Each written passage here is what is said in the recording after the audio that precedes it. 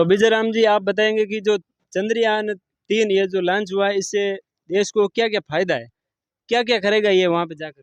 देखिए, देश के फायदे की बात करूं तो सबसे बड़ी तो बात है कि कल विदेशी जो अखबार छपते हैं, चाहे अमेरिका हो, पाकिस्तान हो, ब्रिटेन हो, जर्मनी हो, जहाँ भी विदेशी अखबारों के अंदर इस भारत देश की जो धाक जमी है, सबसे बड़ा डर तो उन लोगों को कल से लगना शुरू हो गया कि भारत फिर से एक विश्व गुरु और सोने की चिड़िया कहला रहा है।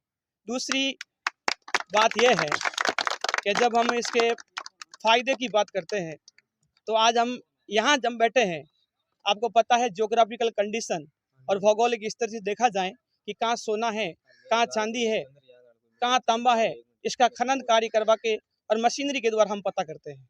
आपको याद होगा हाल ही के अंदर जब अलवर में चांदी का बड़ा भंडार मिला गया तो वहाँ लोग मकान छीनने का काम कर रहे थे और मकान को 2-3-40 फीट तक उनकी नींव ऊपर ली गई और किसी व्यक्ति ने आके देखा कि इस पत्थर के अंदर ये चमकीला पत्थर क्या निकल रहा है।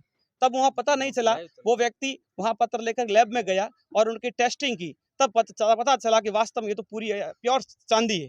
और इसके साथ साथ बांसवाड़ा के अंदर भी ऐसा ही हुआ। एक बूखिया गांव है जहाँ पर एक हमें गोल्ड मिला, बड़ी संख्या में सोना मिला, तो हमने खनन विभाग के द्वारा मशीनरी द्वारा पता किया गया। यहाँ तो काम हम ज्योग्राफिक कंडीशन के द्वारा पता कर सकते हैं, लेकिन वास्तव में चंद्रमा के ऊपर क्या वहाँ इंसान रह सकता है, वहाँ का जल स्तर क्या है, वहाँ प्लेटिनम है, यूरेनियम है, चांदी है, सोना है, बहुत बड़ी मात्रा में तत्व है या नहीं, इसके शोध के लिए ये चंद्रयान 3 लॉन्च किया गया। इसलिए मैंने आपको पहले भी कहा, अब भी कहना चाहता हूँ कि आने वाले 14 दिन हमारे लिए बहुत बेहतरीन होंगे। हमें इन चीज़ों का पता चलेगा कि इंसान वहाँ रह सकता है, नहीं रह सकता है। देश के प्रधानमंत्री ये भी ऐलान कर दिया है कि आने वाले समय में हम चंद्रयान, अभी तो ये मानव रहित था, लेकिन आने वाले समय में हम मानव भेजेंगे, मानव सहित भेजेंगे वहाँ पता करने के लिए। इसरो के जो इसरो का निर्माण हुआ है उसमें आप सबसे महत्वपूर्ण भूमिका किसकी मानते हैं? इसरो के जो निर्माण की मैं बात करता हूँ तो सबसे बड़ी भूमिका मैं इनके जो निर्देशक है उनकी मानता हूँ और साथ ही साथ इनके अध्यक्ष की बात मैं मानता हूँ। और जब इसरो का शुरुआत में गठन हुआ गया, इस देश के प्रथम प्रधानमंत्री पंडित जवाहरलाल नेहरू के अथक प्रयासों से ये मेहनत रंग लाई थी। बिल्कुल सही बात है। सर, आपसे मेरा एक सवाल है, ये कल जो इसरो ने कार्य किया, बहुत बड़ी उपलब्धि हासिल की, इसलिए इससे युवाओं को क्या प्रेरणा मिलेगी और युवा इस क्षेत्र में जाए, उनके लिए आप क्या कहना चाहेंगे? युवाओं को प्रेरणा की मैं बात करूं तो सबसे बड़ा बात है कि मेरे जो युवा साथी खड़े हैं उनसे मेरा कर्मबद्ध निवेदन रहेगा कि इस साइंस के ज़माने में, इस टेक्नोलॉजी के ज़माने में आप आगे आइए और विज्ञान प्रौद्योगिकी में आप ज़्यादा से ज़्यादा इसके सहभागी बने, तब जाके ये कार्य संभव हो सकता है।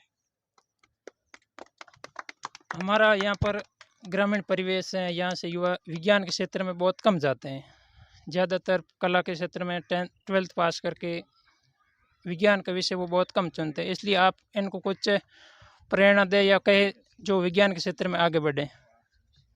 विज्ञान के क्षेत्र की मैं बात करता हूं तो सरकार की कल्याणकारी योजनाएं हैं।